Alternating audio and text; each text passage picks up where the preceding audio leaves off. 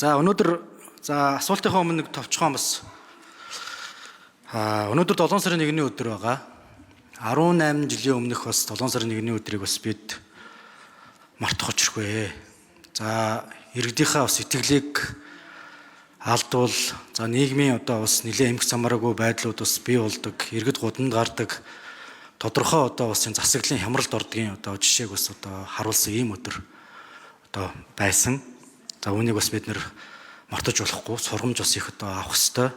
Энэ бас одоо ардчилсан парламентын бас гишүүдийн хувьд иргэд олон нийтийнхаа дуу хоолойг бид нэр энд хэлж, хэлэлцэж, асуудлаа одоо нээлттэйгээр ярьж хэлж чадахгүй бол төлөөллийн энэ одоо бас байдлаа бид нар хадгалж чадахгүй бол ийм хүртэл одоо нөхцөл байдал бас үүсч болдгийг харуулсан ийм өдөр бас одоо тохиож байсан.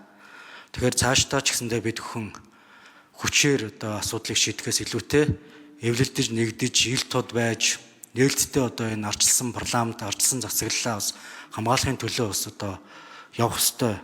Үүнийг сануулсан бас өдөр юм шүү гэдгийг би бас үгийнхээ одоо ихэнд бас хэлье гэж бодож байна.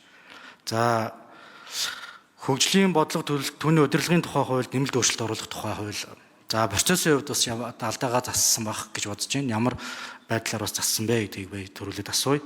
За бид бүхэн энэхүү одоо хуулийн 6-гийн 5-д энэ дунд хугацаа буюу 10 жилээр нийтдээ одоо 8 одоо зорилт хөтөлбөрийг бол баталж явуулна гэдэг юм хуулийг бол баталсан байгаа. За одоо үүн дээр нэмээд бол хөдөө аж ахуйн одоо чиглэлийн буюу хөдөө аж ахуйн салбарыг 10 жилээр төлөвлөөж явдаг ийм одоо хөтөлбөр бол одоо очих байна. За гэсэн хэдий боловч дунд хугацааны хөтөлбөрийн маань энэ одоо 8 зорилт хөтөлбөр бүгдээр өнөөдөр хүртэл бас батлагдаагүй байгаа. Үүний учир шалтгаан бас одоо юу байгаа вэ? Алсын хараа 2050 гэж бид бүхэн бас том зорилт тавиад урт хугацаанд дунд хугацаанд бол ингээ 10 жилээр голлох салбаруудаа одоо үндсэндээ төлөвлөд ажиллаж байна.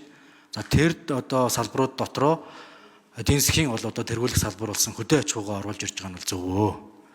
За ингээд үндсэндээ энэ одоо хууль одоо батлагдлаач хэрэгжихгүй байгаа. Энэ зорилт одоо хөтөлбөрүүдээ бид нэр баталж чадахгүйгаас байгаагаас болоод дараагийн одоо бас асуудлууд бол бас үүснэ.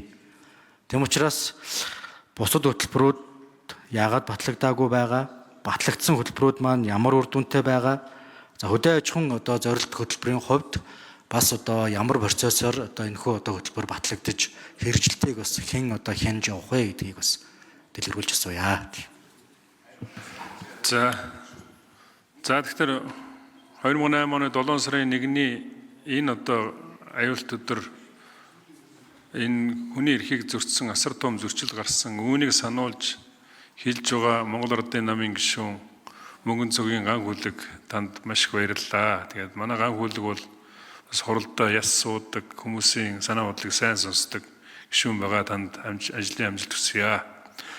За хоёрдугаарт нь одоо нэг хүн асуулт асуугаад үүний дараагаар санал хураалт явагдана. Хамгийн газрынхан болон их хурлын гишүүдийн туслах зөвлөх нар одоо гишүүддээ зар хүргээрэй. Яг 17 цагта тэрнээс өмнө одоо гишүүд бүрдүүлж санал хураалтаа явуулъя.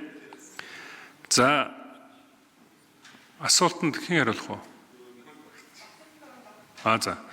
За ажлын хэсгийн ахлагч Жаданбийн Батэрдэн их хурлын дэд дарга хариулна.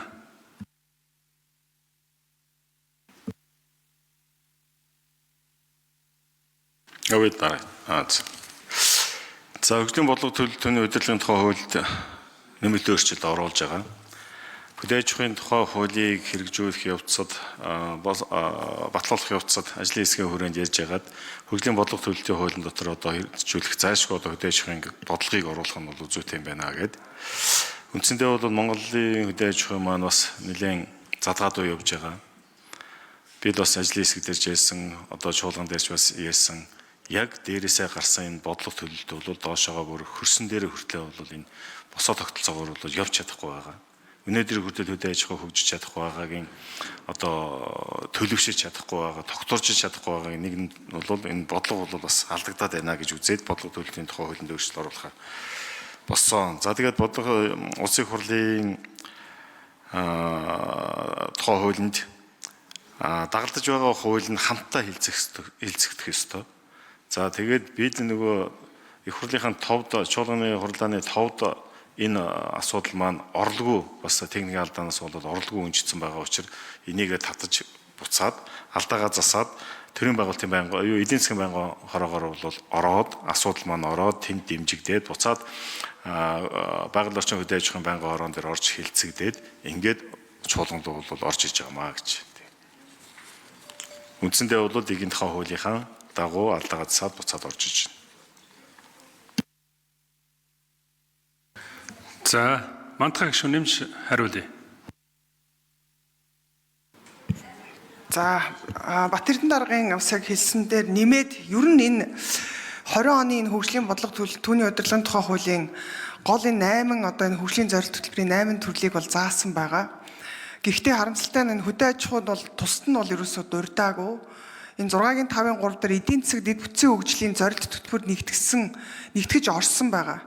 Гэхдээ харамсалтай нь энэ алсын хараа 2050-д хэрэгжүүлэх зорилгоор энэ ганцхан бол заалт орж ирсэн. Гэтэ энэ эдийн засаг дэд бүтцийн зорилт хөтөлбөрт хөдөө аж ахуй бол өөрөө бусад олон салбар болон уул уурхай аж үйлдвэр дэд бүтцтэй хамт орж ирсэн байгаа. Тэгэхээр энэ тухайн салбарт зориулсан энэ тусгаалсан хөтөлбөр зорилт шалгуур үзүүлэлт одоо санхүүжилтийн тодорхой хуваарлалт өөрөө бас сул юм байж ирсэн юм аа. Тэгэхээр энэ өргөн үрээтэй ийм баримтчигтэр бол нэг салбарын онцлогийг бол одоо уусаж энэ хэрэгжиж чадахгүй хяналт хариуцлага нь тодорхойгүй явж ирсэн байгаа учраас энэ салбар Дахиад нэмж нэг минутаар хариулъя. Тэгэхээр энэ нөгөө гол энэ өргөн цар хүрээтэй байгаа энэ баримтчигтэр нэг салбарын одоо онцлог илүү нөгөө одоо ерөнхий ийм уусч хэрэгжилтийн хяналт өөрөө энэ хариуцлага нь өөрөө тодорхойгүй байгаа учраас ерөнхийдөө ийм нэгтгсэн бодлогын баримтчгүүдийг бол нийтлэг нь өөрөө ийм сул одоо хэрэгжилтэд явж байгаа гэж бас харж байгаа. Тийм учраас одоо яг энэ хөдөө аж ахуйн салбарыг тусгайлан эдийн засгийн одоо гол тулгуур салбар хоёр дахь одоо уул уурхайн дараа орж байгаа салбар байгаа учраас урт хугацаанд засгийн газар одоо болон энэ сонгуулийн мөчлөг одоо мөчлөг тааруулсан биш эсвэргээрээ энэ урт хугацаанд өөрөө хөгжиж явах хөгжлийн зорилттой хөтөлбөртэй одоо байя гэж байгаа.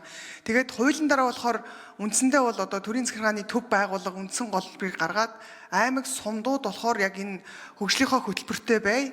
Ингээд одоо нийтдээ одоо энэ хөдөө аж ахуйн үндсэн гол бодлого зорилттой хөтөлбөр нэгдсэн. За, ган хүлэг гишүүн тодруулъя. Засгийн газраас төлөөлөл байгаа юм болов уу? Яг миний хувьд бол энэ хөдөө аж ахуйн салбарыг онцолж оруулж ирж байгааг бол хоёр гаруй өргөд дэмжиж байгаа.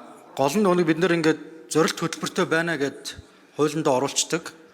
Өмнөх одоо 8 дээр нэмэглээд одоо ингээд 9 зорилт хөтөлбөртэй болох нь л дээ. Гэхдээ өмнөх 8-ийн 2 3 нь л зорилт хөтөлбөрөөр баталсан байгаа байхгүй юу? Бус нь одоо хүртэл батлагдаагүй. Тэгээ батлагдаагүй байгаа тэр шалтгаан нөхцөл нь юу вэ? Үүний хойноос бас энэ одоо хөдөө аж ахуйн зорилт хөтөлбөрөөр бас одоо орох үе дээ. Тэр нь одоо энийг бид нар батлахгүй болохоор чинь одоо хэрэгжилтийн хянах дараагийн юмнууд чинь ингээ бүгдээрээ л бас болохгүй болоод явж штэ. Тэгэхээр яг хэдэн батлагдсан байгаа, хэдэн батлагдаагүй байгаа. Яагаад энийг ер нь бид нар оруулж иж ярихгүй байна вэ гэдгийг асуугаад байгаамаа. Тэгээ 8 хөтөлбөрөөс. Үг хэллээ. За, асуултанд Улсын хурлын дэд дарга ажлын хэсгийн ахлагч Жаданбын Батэрдэн хариулна. За ер нь бол 8 зорилт хөтөлбөр байгаа шүү дээ. Би бол одоо эндээс яг хэдэн батлагдсан гэдгийг нь бол хийж мэдэхгүй байна. Бид өөрсдөө хариуцлага засгийн газараас ер нь нэхэд сурах хэрэгтэй. Бид өнөөдөр ерөнхий сайдад төмөлсөн. Мөрийн хөтөлбөрийн баталж өгсөн. Засгийн газрын мөрийн хөтөлбөрийн батлаад явуулсан. Засгийн газар одоо ерөнхий сайд өөрсдийнхөө салбарынхаа сайд нарыг өөрөө дагуулад орж ирсэн. Бидэн танилцуулаад бид бол ингээд ажиллах болцоог нь олгосон шүү дээ. Тэгэхээр энэ салбар болгон дээр хүний хөгжилтэй холбоотой асуудал, нийгмийн бод хөгжилтэй холбоотой асуудал, эдийн засгтай холбоотой асуудал, дэд үтстэй холбоотой энэ зорилттой хөтөлбөрүүдийг засгийн газар боловсруулах хэрэгтэй шүү. Одоо өнөөдөр бид нар анхны одоо нээлттэй сонсголыг хийсэн. Хяналтын сонсгол хийсэн. Энэ хяналтын сонсгол бол хөдөө аж ахуйн малчны тухай хуулийн дээр хийсэн тэрнтэй адилхан ийм сонсголуудыг хийж дахиад нэг хэл асуу.